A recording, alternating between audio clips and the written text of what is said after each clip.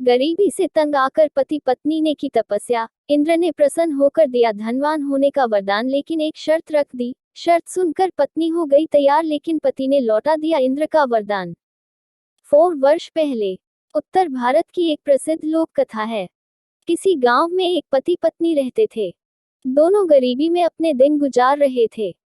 पति अपनी आलसी प्रवृत्ति के कारण ज्यादा काम नहीं करता, फसल भी उतनी ही करता जितने में गुजारा हो जाए। पत्नी उसे बार बार प्रेरित करती कि, लेकिन पति उसकी बात को अनसुना कर देता। हमेशा मेहनत करने से बचता और अपने भाग्य को कोसता रहता। एक दिन गांव में कोई साधु आया। किसान के पड़ोसी ने उसकी पत्नी को बयाता कि साधु बहुत सिद्ध है, लोगों को उनकी समस्या का एकदम सटीक उपाय बताता है। किसान की पत्नी साधु के पास गई। उसने साधु को समस्या बताई। साधु ने कहा, तुम्हारा पति मेहनत नहीं कर सकता, वो आलसी है, उसे परिश्रम का महत्व समझना होगा। पत्नी ने कहा, महाराज, मैं उन्हें समझाती हूँ लेकिन वे मानते नहीं हैं। साधु ने कहा, अगर पति मेहनत नहीं कर सकता तो उससे कहो तपस्या करे। अगर स्वर्ग जैसा सुख चाहिए तो स्वर्ग के राजा इंद्र को प्रसन्न करे। साधु ने उसे एक मंत्र और तपस्या की विधि बता दी।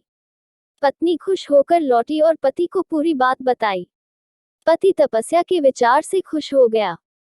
कुछ करना नहीं है, एक जगह बैठना ही तो है। दोनों ने तपस्या शुरू की।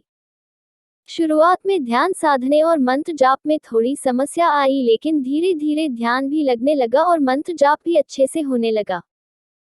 कुछ दिनों में दोनों ध्यान में पारंगत हो गए। एक दिन ऐसा भी आ गया जब दोनों गहन समाधि में पहुंच गए। मंत्र फलित हुआ और तपस्या से खुश होकर भगवान इंद्र प्रकट हुए। दोनों हाथ जोड़कर खड़े हो गए।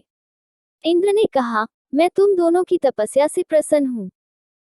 तुमने स्वर्ग जैसे सुख और धन के लिए तपस्या की है।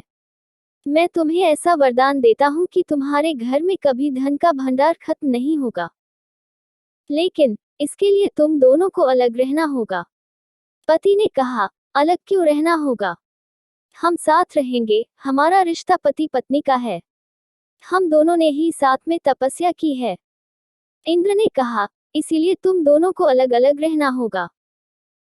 जिस दिन तुम एक हो जाओगे मेरा वरदान समाप्त हो जाएगा, क्योंकि तुम दोनों ने अलग अलग तपस्या की है, इसलिए दोनों को अलग अलग फल मिलेगा। दोनों सोच में पड़ गए।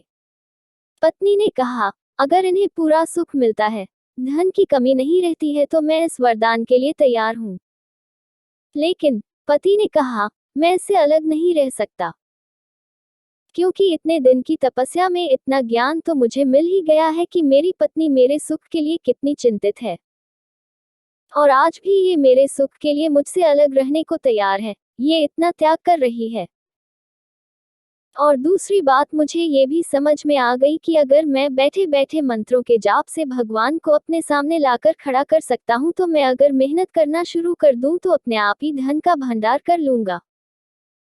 मुझे आपके वरदान की कोई आवश्यकता नहीं है, मेरे लिए इतनी चिंता और प्रेम रखने वाली पत्नी ही मेरे लिए पर्याप्त है। मैं आलस का त्याग कर चुका हूँ, अब मेहनत करूंगा। पत्नी किसान को देखती रह गई। उसकी आंखों में खुशी के आंसू थे। इंद्र ने जवाब दिया, मेरा वरदान खाली नहीं जाएगा, तुम दोनों साथ भी रहोगे और धन भी रहेगा। ये सिर्फ तुम्हारी आंखें खोलने के लिए था। हमारा सबसे बड़ा खजाना हमारे रिश्ते और परिजन हैं। अगर ये हमारे अनुकूल हो तो संसार में कुछ भी पाना असंभव नहीं है।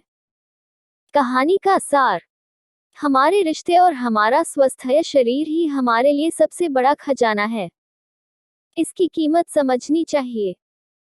मेहनत से भगवान को भी पाया जा सकता है, तो धन और सुख तो बहुत छोटी चीजें हैं। अगर आपको हमारी कहानी अच्छी लगी हो तो हमारे चैनल को सब्सक्राइब करें।